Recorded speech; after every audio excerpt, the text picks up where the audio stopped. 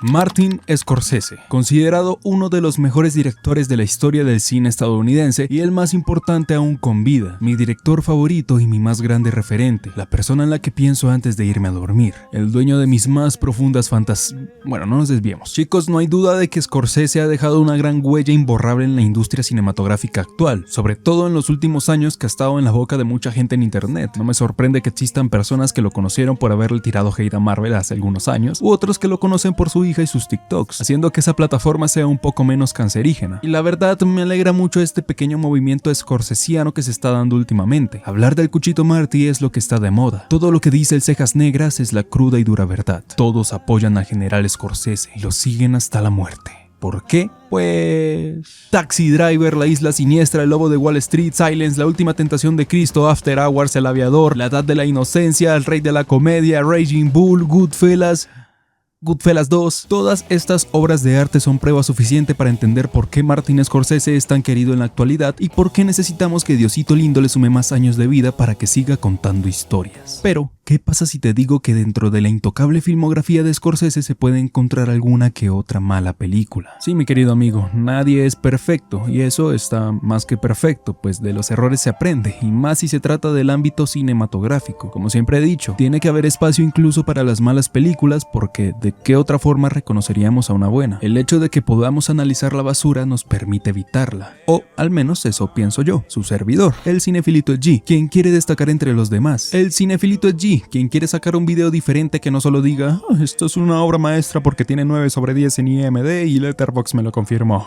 No, llegó la hora de hablar de la mierda y analizar por qué, cuándo y cómo terminó siendo mierda. Es por eso que me di la tarea de volver a repasar toda la filmografía de este señor, escogiendo de todas sus 26, solo 3 películas que me ayudarán a responder la pregunta que los trajo a este video. ¿Cuál es la peor película de Martin Scorsese? Por cierto, ya para estas alturas de la vida debe ser obvio, pero recuerda que este es mi video y por lo tanto es mi opinión. Tal vez para ti estas películas no sean las peores de Martin, lo cual me parece excelente, maravilloso, wonderful. Tienes criterio propio, es un gran paso en la historia de tu pobre existencia. Además, que sean las peores de Scorsese no significa que sean necesariamente malas. Estamos hablando de Scorsese, por favor. Bueno, la verdad sí son malas. Comencemos. En el tercer puesto de esta pequeña lista tenemos a Kundun, película de 1997, básicamente una biopic del 14º Dalai Lama, el actual Tenzin Gyatso, sí, ese canceladito de ahí. Esta cinta nos narra su vida desde que fue escogido como el sucesor del anterior Dalai Lama hasta su exilio tras la victoria del Partido Comunista en China, o sea, más de 20 años de la vida de alguien plasmados en una película de más de 2 horas, algo muy recurrente en las cintas de Scorsese, pero si es así, ¿por qué Goodfellas es tan buena? ¿Por qué Gangs of New York es tan buena? ¿Y por qué Kundun no? Si básicamente tienen la misma estructura, ¿no? Pues más o menos. ¿Alguna vez has escuchado a alguien refiriéndose de forma despectiva a una película con el típico "es que no pasa nada"? Podríamos arreglar esa definición cambiándola a película hecha de episodios y no de una trama, aunque mi forma favorita de referirme a estas cintas es cine de anécdotas o conjunto de escenas mamalonas, o bueno, creo que ya entendieron. Sí, esas películas que no tienen una estructura tradicional tipo vamos desde el punto A hasta el punto B y lo único que buscan es que el espectador conecte de una forma más subjetiva con los personajes conociendo sus respectivas aventuras. Para mí eso es lo que es Goodfellas y Casino y Malas Calles y El Irlandés y, bueno, Scorsese. Goodfellas, por ejemplo, nos cuenta la vida de este socio que desde que tiene memoria siempre quiso ser un gángster. Así que Scorsese te coge y te sienta y te hace explorar e indagar en su vida desde pequeño hasta su inevitable caída. Casino es una película muy parecida a Goodfellas, parece hasta su secuela, pero es mejor ejemplo de una película donde no pasa nada. ¿Qué es Casino? Un hermoso montaje de escenas donde Robert De Niro hace caras de gato regañado, donde Joe Pesci actúa como un maldito psicópata, escenas con Sharon Stone llorando y gritando por aquí y por allá, problemas que a veces se resuelven y a veces no, y ya sabes, búsqueda de poder, violencia, plata, armas, gangsters. Hizo falta un conflicto directo que tenga que resolver nuestro protagonista hasta el final de la película para que Casino sea lo que es. No, así está más que perfecto. Ese es el punto, que parezca que no haya conflicto. Malas Calles es lo mismo pero a niveles más grandes. En Malas Calles literalmente no pasa nada, es solo pum, te pego por acá, pum, locura por allá y sigue siendo perfecto. Ya lo dije, es el punto, parece no pasar nada, pero vaya mierdero en el que todos están metidos. Y esto no es algo exclusivo del cine de Scorsese, obviamente. Hay muchísimas películas que no tienen esa narrativa convencional y solo muestran cosas random que pueden llegar o no a una sólida conclusión. Son películas que no quieren que seamos simples testigos, sino que quieren que poco a poco nos pongamos en el lugar del protagonista. Una de las mejores series de la historia toma como inspiración este modelo que Scorsese impulsó, Los Soprano. Sopranízate. Entonces, ya dejamos claro que una película donde no pasa nada no es mala. El problema es olvidar que hasta la mismísima nada puede llegar a ser interesante e incluso llegar a entretener. Kundun fue un maldito somnífero. Y perdón, que los dioses del séptimo arte me perdonen. Criticar a una película por ser aburrida es uno de los peores pecados que uno puede cometer. Pero te juro que prefiero volverme a ver Koyaanisqatsi las veces que sea necesario antes de ver Kundun por segunda vez. Miren, el tema de la reencarnación del Dalai Lama y su transición de la niñez a la adolescencia, donde poco a poco el conocimiento se convierte en sabiduría, está bien interesante. El hecho de que un niño de 2 años de edad de algún modo pueda recordar objetos que en sus vidas pasadas ha usado, es algo de locos, es muy interesante de verdad, pero no es porque la película lo haga interesante, es porque es interesante y ya. Sí, el contenido de la película, no lo niego, es atrayente, pero claro, estamos hablando de algo que sí pasó en la vida real. La China comunista, el exilio del Dalai Lama, todo ese contexto histórico ya es atractivo en sí. Y la película no aprovecha eso, evitando entender cómo mantener al espectador interesado, emocionado y lo que termina en nada. ¿Sabes? Esto ya parece más un documental. Y no es porque no haya violencia o ese hermoso montaje acelerado como es recurrente en las cintas de Marty. O sea, ¿qué clase de película que hable de Buda y glorifique la violencia a la vez sería una buena película? Es más porque las motivaciones del protagonista y el subtexto de la cinta, aunque sean muy obvios, termina pareciendo que están perdidos o en realidad no importan y nunca importaron. Lo cual acepto que tal vez sea mi culpa por no conectar lo suficiente con el prota, pero igual a la vez siento que películas como La Última Tentación de Cristo y Silencio, que de hecho forman con Kundun una trilogía espiritual que habla de la fe, sí entienden mejor a su personaje principal. Silencio para mí es una obra maestra que supo tocar el dilema de la fe y de hasta qué punto se debe honrar los principios de tu religión. En esta, el protagonista tiene que tomar una dura decisión: evitar la muerte de gente inocente o negar su fe, pisando una imagen de Jesús. Claro, no lo hace hasta el final de la película, dejando el futuro de estas personas en las manos de Dios, pero poco a poco arrepintiéndose y preguntándose por qué Dios no hace nada y por qué guarda silencio. Eso es cine. Eso sí es una película que comprende el dilema de la fe, las dudas y la culpa. La historia del Dalai Lama es un claro ejemplo de la espiritualidad y la no violencia. Scorsese quiso hablar del Dalai Lama y todo lo que lo rodea en Kundun, pero entregó una vista por encimita, haciendo que el espectador sí termine siendo un simple testigo. Y a pesar de lo bonita que es la película, sus planazos y el hecho de que se siente estar en el Tíbet aun cuando no se rodó allí, el resultado final no es más que una película aburrida, y me disculpo otra vez, no usen esa palabra para juzgar una cinta, es de mal gusto, pero Kundun no me deja otra opción, y por eso, para mí, es una de las peores de Scorsese, aunque no tengo nada contra quienes sí les gustó. Marty! Kundun! I liked it! What a difference. En el segundo puesto tenemos a Alice Doesn't Live Here Anymore, o Alicia ya no vive aquí, estrenada en 1974. El puesto más personal de los tres, pues he visto que a mucha gente le gusta esta película, pero a mí realmente me dejó con un mal sabor de boca. Aquí Scorsese nos va a contar la historia de Alice, la única mujer protagonista de toda su filmografía, quien de pequeña, cuando vivía en Monterrey, tenía el sueño de ser la mejor cantante del mundo mundial, pero con el tiempo cambió ese sueño por formar una familia disfuncional, casándose con un típico machito y teniendo un hijo rompepelotas, a la vez abandonando Monterrey para mudarse a Socorro, Nuevo México. Pero de igual forma, Alice vivía feliz y conforme aún con todos sus problemas, hasta que su esposo se muere en un accidente de tránsito. Debido a esto, Alice decide que es tiempo de cambiar su vida y bueno, no le queda otra opción. Así que se abre de Socorro con su hijo en busca de su sueño original que dejó en Monterrey, ser una cantante. Tengamos en cuenta que la ciudad de Monterrey en California está demasiado unida a la música desde los años 60. La renuncia a Monterrey simboliza la renuncia al lugar en el que podían cumplirse sus sueños. Y en eso se basa la película, una road movie hacia Monterrey, la búsqueda constante del que crees que podría ser tu futuro ideal. Por encimita podría parecer una historia de autosuperación y autodescubrimiento acompañado de un interesante viaje en el que una viuda aprende a vivir sin la protección de los hombres en los que siempre ha confiado ciegamente y por fin hacer su propia vida. Ajá, pues para mí es una representación defectuosa de lo que significa hallarse a uno mismo. A lo largo de la película, Alice y su hijo se encuentran con ciertas dificultades para poder establecer su su comodidad. Por ejemplo, a la mitad de la cinta, cuando se alojaban en Phoenix por un tiempo, Alice ya había encontrado trabajo como cantante en un bar. Pero ¿quién la arruina todo? Un hombre. El típico machito de Harvey Keitel. Un aplauso, por favor. Este man enamora a Alice por un tiempo hasta que se da cuenta que está casado y de remate el hijo de puta es todo un abusador de mujeres. Así que Alice coge maletas y a su hijo y se largan de ahí para Tucson, donde desafortunadamente no encuentra trabajo de cantante. Esta vez le tocó ser mesera y gracias a ese nuevo empleo se encuentra con su próximo típico machito, la eminente mala actuación de Kris Kristofferson, quien quiere enamorarla a toda costa. Alice al principio no se deja, pues ya está traumada de tanto abuso de parte de los hombres, aunque gracias a los encantadores ojos azules del man, Alice cae en sus brazos y en ese punto parece que todo iba a marchar bien. El tipo se ve buena onda y muy amable, pero no, hombres. Un día en el que estaban de visita en la casa del man, el hijo de Alice se pone todo cansón, lo que hace que Kristofferson le termine metiendo su meque para que afine. Además, últimamente también había presentado alguna que otra actitud machista hacia Alice. Obviamente ella se recontraemputa y otra vez a empacar maleta y ¡vámonos! ¿Ah, no? ¿No? No, Alice se queda un rato más en la ciudad, hasta que el Kris la busca y le pide que arreglen las cosas. Alice mucha bola no le para al principio, pero Kris como que medio se enoja y empieza a gritar en medio del genterío. Y ahí discuten y por alguna razón que no logro entender, Alice termina cediendo porque sí. God damn it, explain it. I was happy in Monterey, you dummy. You were a little girl in Monterey. You could be happy here. Oh, sure. But I'm not gonna let anybody stop me this time. Who's stopping you? Pack your bags. I'll take you to Monterey.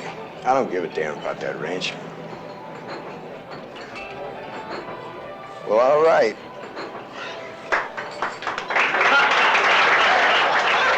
¿Qué? En serio no entiendo. Alice, quien pasó mucha mierda por culpa del abuso de los hombres, termina entregándole su corazón a uno que tarde o temprano terminará presentando las mismas actitudes que le afectaron en el pasado, simplemente porque le dijo que le daría un aventón hasta Monterrey. Sí, entiendo que tal vez el hecho de que le diga que la llevará hasta Monterrey signifique te llevaré hasta la felicidad o algo así, porque ya dejamos claro que Monterrey es un sueño lejano y esto y lo otro. Pero aún así, sigue sonando estúpido aunque cambies el diálogo. Ni siquiera la lleva hasta Monterrey, se quedan en Tucson después de todo. A los que les gustó la cinta, ¿acaso no ven lo estúpido que es que Alice termine quedándose con un hombre? A lo bien, hablando respecto al discurso de la película, porque lo sé, en la vida real puedes aprender a perdonar y seguir adelante y buscar un hombre que en realidad sí te haga sentir cómoda y amada y ta.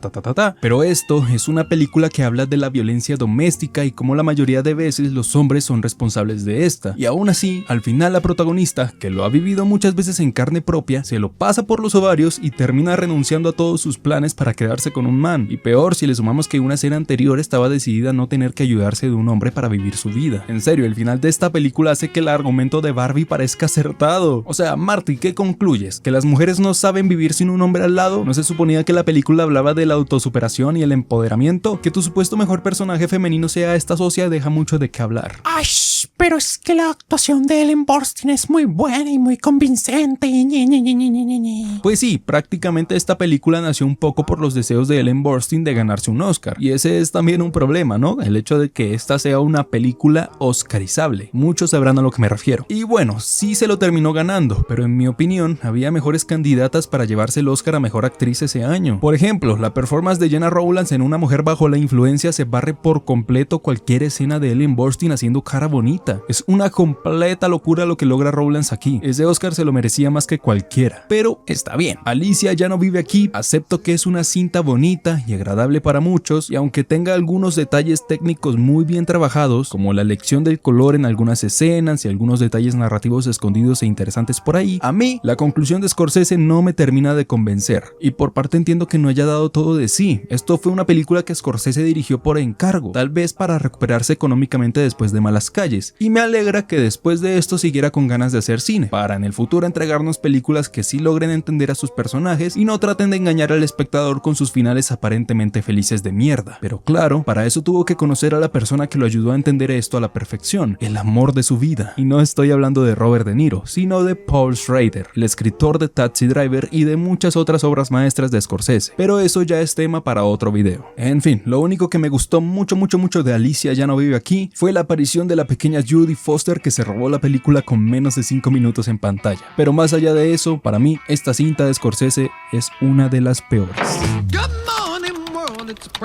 Bueno, esta sí que nadie me la va a discutir. Boxcar Berta, de 1972, la película que me hizo hacer este video. Antes de adentrarme un poco en su trama, tenemos que coger un poco de contexto. Algunos de ustedes me imagino que han escuchado hablar del legendario Roger Corman, ese productor y director que se la pasó toda su carrera haciendo películas serie B, alguna que otra buena, pero la mayoría una completa basura. Y él estaba consciente de esto, eran películas para vender nada más. Lo bueno es que por la cantidad de películas que hacía al año, muchas figuras importantes dentro de la industria de hoy en día comenzaron sus carreras gracias al impulso de Corman, pues la libertad que les daba para contar historias y explorar su creatividad era increíble. Al fin y al cabo, las películas iban a vender. De ahí salen rostros conocidos como Jack Nicholson, Francis Ford Coppola, Dennis Hopper, Robert De Niro y claro, Martin Scorsese, quien coge a Roger Corman para decirle: Enea, necesito que dirija una cinta sobre un personaje criminal femenino aprovechando el boom de las películas como Bonnie and Clyde, pero tampoco se emocione mucho que esto es para cagarnos en plata. Así es como nace Boxcar Berta, película que cuenta la historia de Berta Thompson y Big Bill Shelley, que por cierto es Bill en Kill Bill, una parejita de ladrones de trenes que atraviesan varias dificultades en el sur de Estados Unidos debido a las luchas sindicales del lugar. Una road movie que toca el choque de ideas entre la izquierda y la derecha, la transición a una nueva época más civilizada, el ansia de poder, violencia, crímenes, atracos, tiroteos exagerados, fugas, persecuciones. Interesante. Full scene exploitation de la época. Pero todo eso visto de una forma superficial, pues la cinta es más como una especie de entrenamiento para un novato Martin Scorsese. Ni siquiera es tanto por la estructura de la trama, porque para la época supongo que era entretenido, pero hay muchas escenas, diálogos, actuaciones, decisiones técnicas que la vuelven una película muy descuidada. Get your hands off her.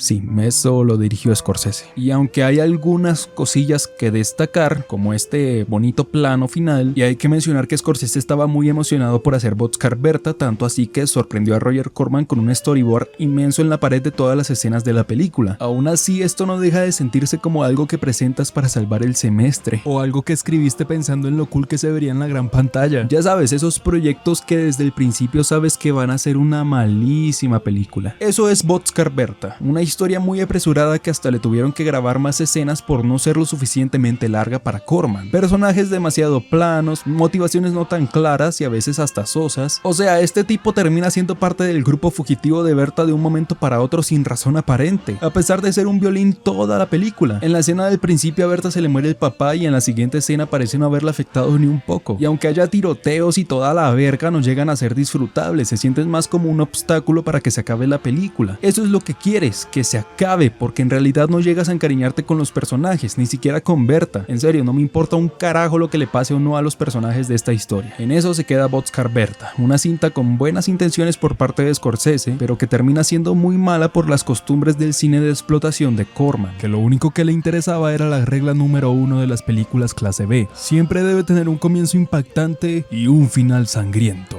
Y tampoco me malentiendan, guardo cierto respeto por Roger Corman y sus enormes huevos. De hecho, no es la primera vez que alguien relacionado con el cine de explotación salva a Scorsese. Por ejemplo, la producción de Who's That Knocking at My Door, el primer largometraje de Scorsese, atravesó por muchas dificultades, estrenándose como unas 2 veces en festivales con diferentes nombres, siempre resultando en el fracaso, hasta que un productor llamado Joseph Brenner le ofreció a Marty comprar los derechos de la cinta y distribuirla masivamente, con la única condición de que añadiera una escena erótica para publicitarla como una película sexploitation, lo que ayudó a que por fin sea un éxito. Al parecer los productores de cine B son ángeles caídos del cielo. En fin, está claro que Boxcar Berta es mierda. No obstante, esta es la película más importante de la carrera del cejón, pues en ese momento tenía 2 opciones: seguir el consejo de Roger Corman, quien le decía: Marty, el cine es un negocio, lo que debe hacer usted, weón, es sacar películas enfocándose en la plata, o seguir el consejo de su salvador, el gran John Cassavetes, el papá del cine independiente, director de la ya mencionada Una mujer bajo la influencia, buen amigo y mentor de Marty en ese entonces, que después de que este le proyectara Boxcar Berta en privado, él lo abraza, lo sienta y le dice: Ñero, acabó de perder un año de su vida rodando una maldita basura de película. Usted es mejor que esto. No se deje consumir por el dinero e intente hacer algo diferente, sus propias películas. Martin Scorsese terminó aceptando el consejo de Cassavetes para dar un gran salto de calidad en su próxima película, malas calles. ¿Sí ven? Recalco lo del comienzo. Tienen que existir las malas películas para darle lugar a las buenas. Sin Boxcar Berta, que básicamente fue una gran oportunidad para Marty de experimentar y entrenar su técnica de una forma intensiva, pues las escenas del tren fueron muy complicadas de grabar. Sin eso, sin el consejo de su amigo, tal vez no tendríamos al Martin Scorsese que todos conocemos hoy en día. En conclusión, Boxcar Berta es una película extraña, que no tuvo buena ejecución y que cinematográficamente apesta. Algo que no es muy difícil de descifrar, volviéndola la peor película de la filmografía de Martin Scorsese, y a la vez marcando un antes y un después que empujó a este a grabar películas con su sello personal, desencadenando un montón de cintas que impactaron en la cultura popular, convirtiéndolo en una de las personas más influyentes en la historia del séptimo arte.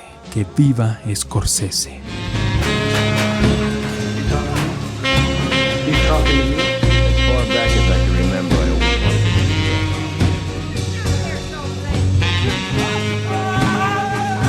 That, my friends, was the minority.